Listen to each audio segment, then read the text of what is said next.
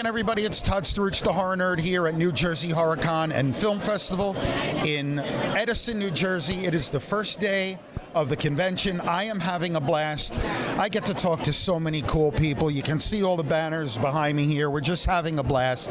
It's about to get better because I get to talk to one of the leads of one of my favorite horror films of all time, the Blair Witch Project. He says that about all his films. Michael C. Williams. Michael, how are you, man? I'm well. How you doing? I am doing great. Yeah. You know, I was very stoked when I saw that all of you were going to be here this weekend. To have the three of you all together in the same place is kind of a rare thing. It's pretty these rare, days. yeah. So yeah. it's pretty cool. And it's always nice to reconnect with them, you know? Yeah. That's the number one thing. And then all the fans have been incredible. And it's been a busy day. It's been a good day. It has been. I mean, to be fair, folks, it's a little later in the day as we speak, so it thinned out a little bit. But man, it was crowded today. It was. So that was awesome. It was jumping. Yeah. Yeah. And I was observing, I took a bunch of pictures of the people waiting online to meet you guys, and it's a testament to the enduring popularity of the film. Does that surprise you that it has still endured the way it has? I would be a liar if I didn't say it surprises me at every turn.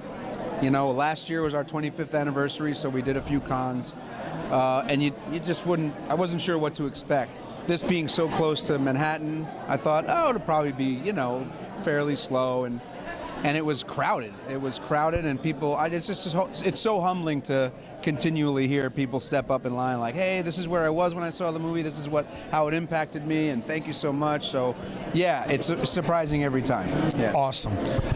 I remember seeing it in the theater. I'm from northern New Jersey, so I saw it at the Angelica Theater in New York City. Amazing, yep. And they had all the props and all this stuff, and I'm like, this is bloody brilliant. Yeah. The way they marketed it. And I'm guessing that still to this day, there are people that'll come up and say, was it real?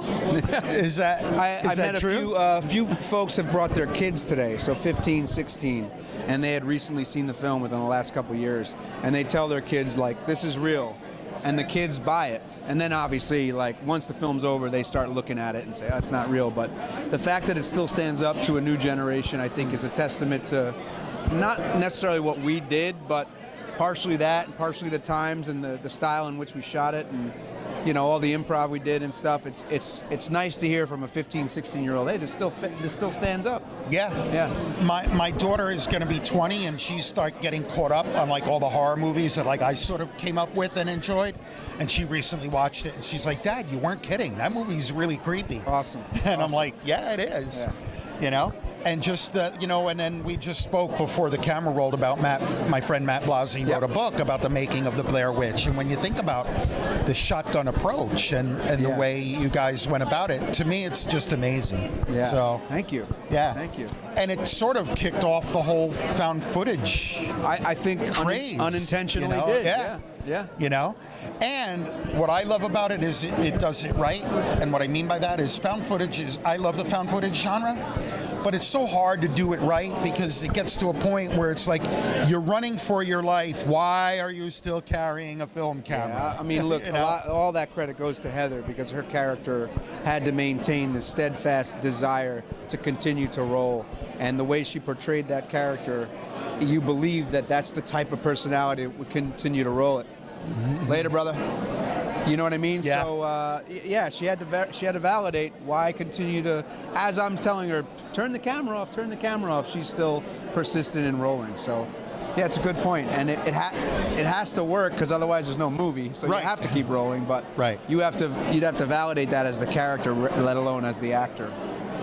Did it ever get to a point during the shoot where one or any of you were like, enough, we're done, we're thinking of packing it in?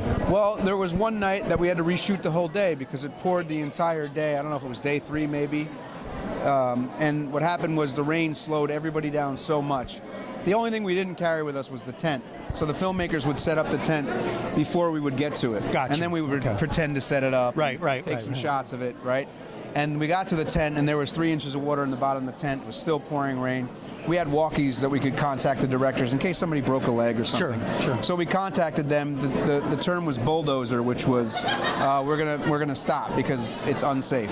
So we begrudgingly decide we have to bulldozer this because, I mean, we can't sleep in 3 inches of water. Sure, sure. So we bulldoze, and then they don't hear it because they're so slowed behind. So then we have escape routes on the GPS, and we use one of the escape routes to get out of the woods, and we came across a house with an older couple who gave us hot chocolate and dried us up. Yeah. Nice. And then the directors and producers picked us up. We're so sorry, we didn't hear the radios, and we went and stayed in a hotel.